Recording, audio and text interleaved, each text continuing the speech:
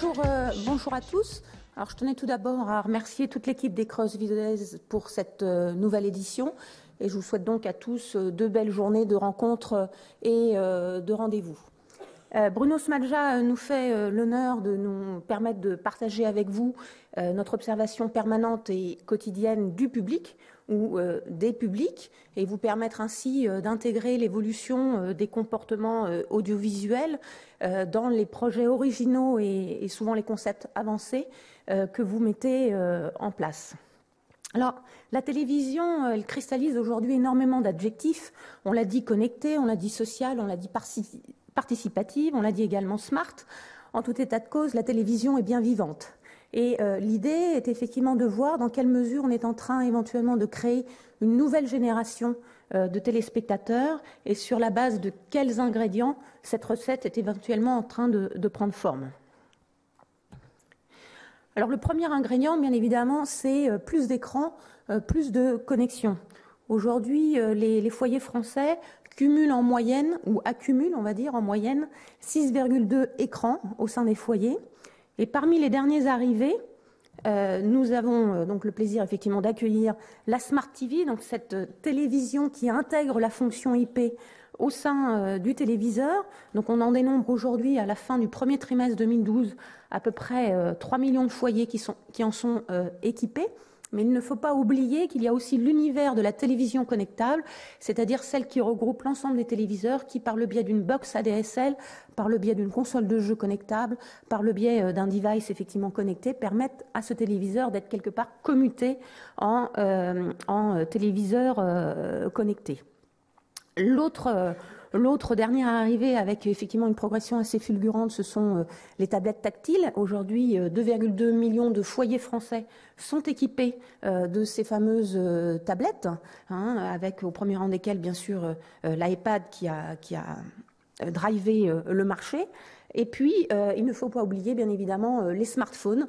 Aujourd'hui, nous avons 19,4 millions d'individus qui sont équipés donc de ces smartphones, de ces téléphones intelligents qui procurent une facilité, une ergonomie de connexion au web. Alors d'un côté, on a plus d'équipements, mais on a aussi finalement plus d'individus qui sont digitaux. Et ces individus digitaux, ils sont de plus en plus sociaux.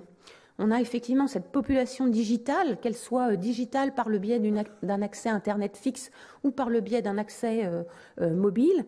Cette population est effectivement croissante. On a d'une part près de 41 millions d'internautes, et puis on dénombre d'ores et déjà 20 millions de mobinautes, c'est-à-dire des individus qui se sont connectés à partir de leur téléphone mobile à Internet, avec une progression fulgurante, puisque en un an, on a 23% de plus d'individus qui ont donc cette nouvelle expérience à leur actif. Sur la base de cette assiette donc de population digitale qui s'élargit, on a effectivement un peu un paramètre constant qui est le nombre d'inscrits à au moins un réseau social. On a à peu près 3 internautes sur 4 qui se sont inscrits sur au moins un réseau social, quel qu'il soit, et puis un internaute sur 2 qui va sur les blogs ou les sites communautaires, soit pour écrire, soit pour lire ou réagir. Donc effectivement, on a effectivement de plus en plus d'individus que je qualifierais de sociodigitaux ou digitaux-sociaux, comme vous voulez. Mais en tout cas, cette envie d'interagir dans un monde virtuel est bien présente. Alors effectivement, le troisième ingrédient, c'est quand même la force effectivement ou l'appétence pour les contenus vidéo et en particulier les contenus télévisuels. Et cet appétit pour ces contenus ne se dément pas. L'année 2011 en télévision a connu encore un record historique avec une progression de la consommation moyenne journalière de près de 15 minutes pour atteindre 3h47 de consommation quotidienne moyenne par les Français chaque jour. Et dedans, on a, j'ai envie de dire presque simplement, 3 minutes 39 de temps qui est consacré à une consommation en différé par un enregistrement personnel. Donc vous voyez que l'essentiel de l'expérience télévisuelle, c'est avant tout quand même le direct et l'écran de télévision. Néanmoins, bien évidemment, ce contenu, j'ai envie de dire, qui se propage, l'appétit qu'il suscite fait qu'il se transporte sur les autres plateformes et les autres devices. Donc sur le PC, on va retrouver effectivement ce contenu et il va être davantage consommé dans une logique effectivement de catch-up. Donc en février 2012, on a dénombré 31 millions d'internautes ayant consommé au moins une vidéo en ligne et ils ont consacré 3h19 au total sur le mois à cette consommation vidéo, dont près de 23% de ce temps passé sur les sites de chaînes de télévision, qui occupent en fait dans le top 15 du classement de la vidéo, finalement, toutes les grandes marques qui sont présentes. On retrouve TF1, Canal+, France Télévisions, M6, et elles ne demandent pas leur succès. Sur les terminaux mobiles, la télévision et la consommation vidéo est également bien présente. Là, c'est plutôt une logique de consommation live. On a à peu près 7,7, un peu moins de 8 millions d'équipés de smartphones qui ont déjà regardé effectivement une vidéo sur leur smartphone. Ils ont visiblement, ils regardent autant à peu près de vidéos d'origine télé ou d'une autre origine. C'est assez mixte dans le paysage des vidéos qu'ils consomment. Mais en tout cas, 1 sur 4 de ces équipés a consommé de la télévision en direct ou en différé. Et en général, c'est plutôt la préférence pour le live qui ressort. Et c'est surtout qu'ils ont une préférence pour la consommation d'une vidéo télé sur leur smartphone plutôt qu'une autre vidéo.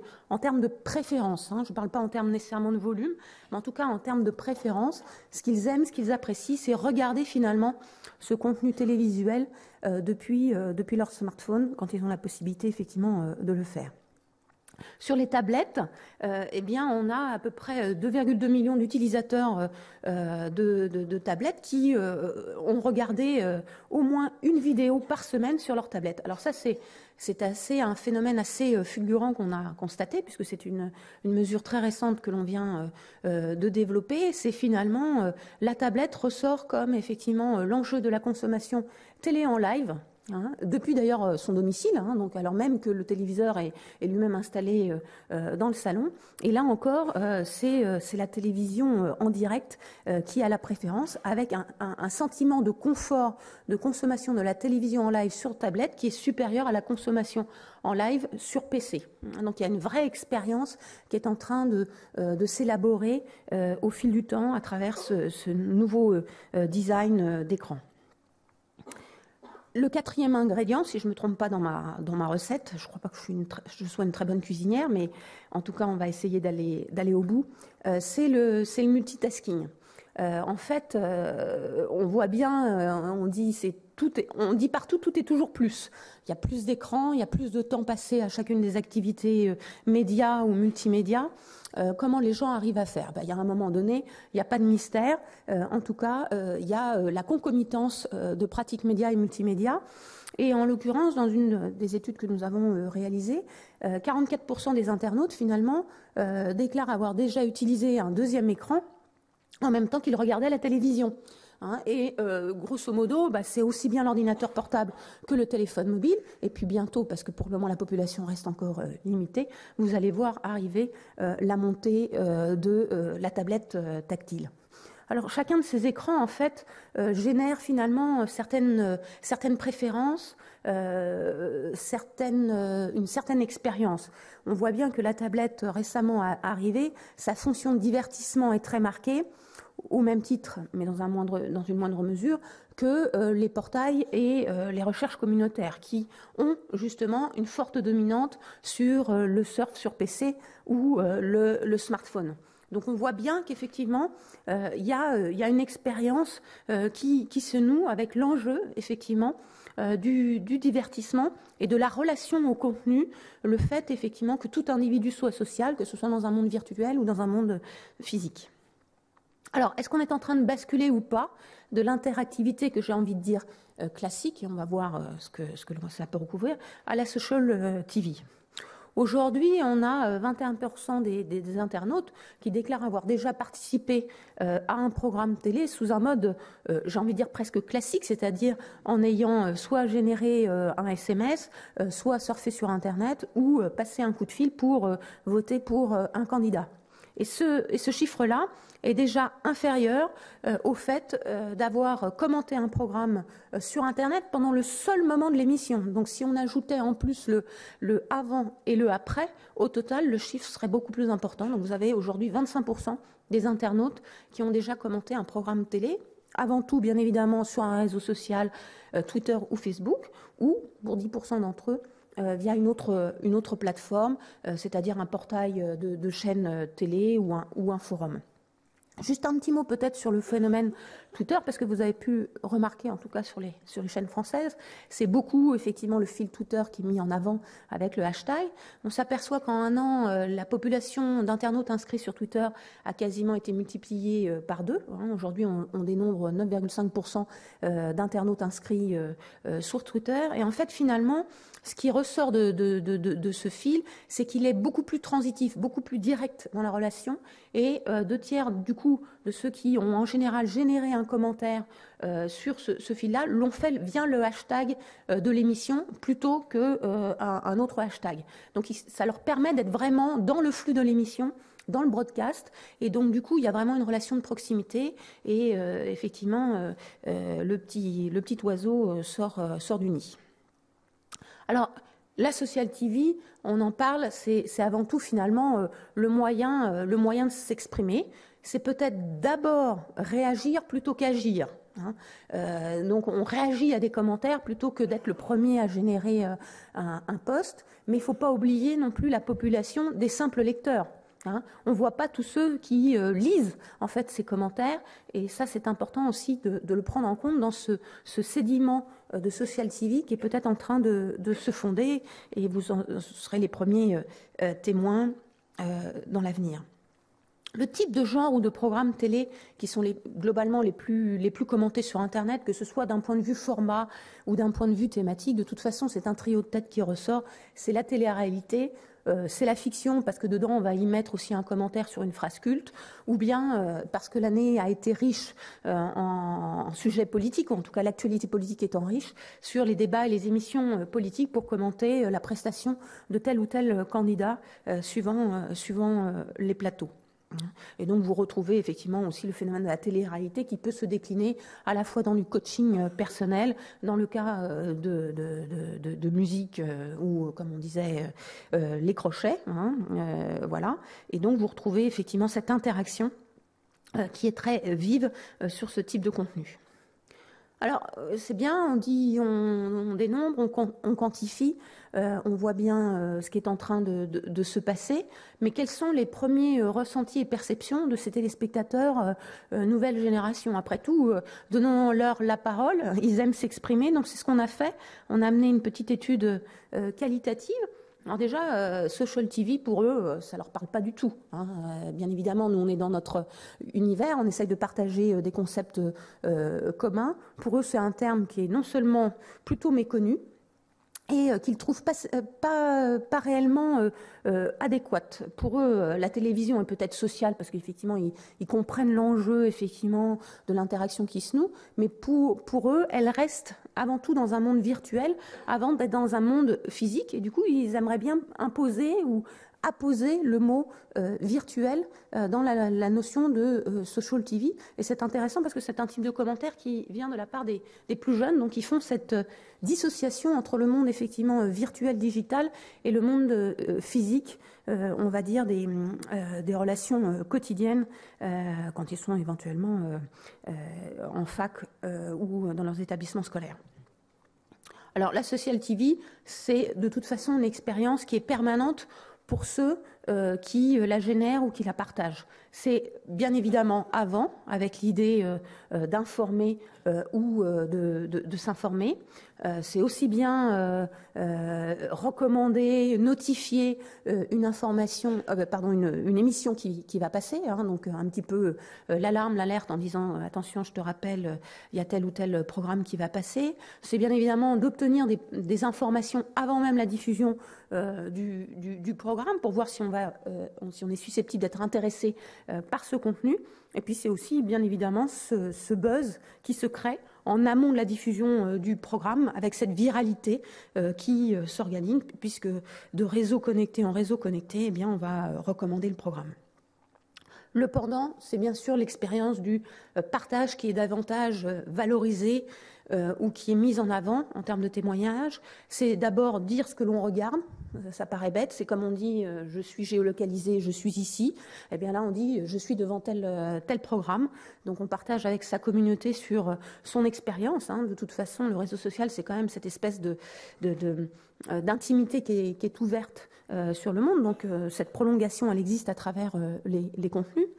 Et puis, c'est aussi cette idée d'être un peu moins coach potatoes devant le téléviseur par rapport à ce qu'on a l'habitude de dire de la télévision et dire finalement, je suis en interaction, je réfléchis, je partage, je commente, je suis dans l'action, même si effectivement je suis dans mon canapé. Le après, c'est de continuer de faire vivre cette expérience. Finalement, si l'expérience elle a été agréable, on a envie de la prolonger, on a envie de la maintenir. Et donc, c'est de dire, je ne suis pas resté indifférent à ce programme et j'apprécie le fait qu'il continue à y avoir finalement un univers autour de mon expérience qui était un rendez-vous à un instant T avec une diffusion. Et c'est ça qui est peut-être le plus intéressant. C'est aussi de revenir sur ce qui nous a fait réagir par rapport à l'émission.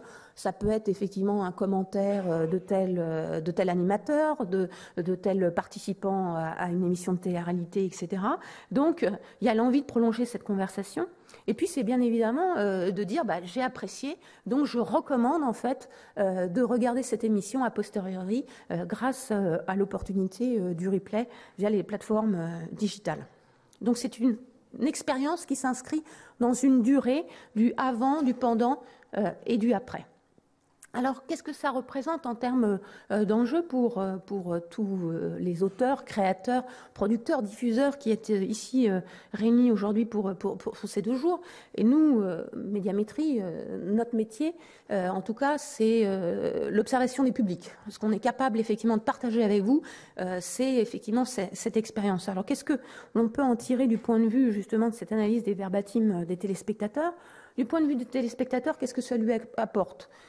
C'est avant tout de réagir, de faire réagir et de recommander. C'est donc avant tout une valorisation de soi, une expérience sociale et le partage. C'est avant tout ça qui est en enjeu en termes de motivation, en termes d'implication à travers cette expérience. Et puis du côté du bénéfice perçu en fait pour la télévision, d'après finalement ce qui ressort des verbatims, eh bien c'est bien évidemment la notion de e-réputation ou de buzz des programmes et des vidéos. Le fait que cette expérience ou ce programme vive au-delà de l'écran et au-delà de l'instant pur de sa diffusion broadcast. Et puis, c'est également, pour les télévisions ou les diffuseurs, un moyen de mieux connaître les motivations, les implications de ces téléspectateurs. Et c'est donc effectivement ces différents enjeux. Alors je pense qu'au final, si on doit retenir quelque chose, on voit bien un fil, vous vous doutez bien que c'est bien évidemment la génération la plus jeune qui développe cette expérience, la fameuse génération Y. Et si on fait cette analogie avec tous ces travaux sociologiques sur cette génération Y, son besoin à cette génération, c'est d'être impliqué dès le départ. Ce qu'ils demandent, y compris quand vous les accueillez dans le monde professionnel et dans le travail, tous les managers, je pense, actuellement suivent un petit peu des coachings sur comment accueillir et bien gérer sa génération Y en entreprise. Eh bien, c'est le besoin d'être impliqué et motivé dès le départ. Et donc, le fait de leur proposer finalement ces espaces de convivialité, ces espaces de commentaires, ces espaces où ils s'approprient, où ils recréent finalement du contenu sur le contenu, c'est ce qui fait leur adhésion, et une adhésion probablement durable. En tout cas, je laisse à votre réflexion de créateur, auteur, diffuseur, cette conclusion. Je vous remercie.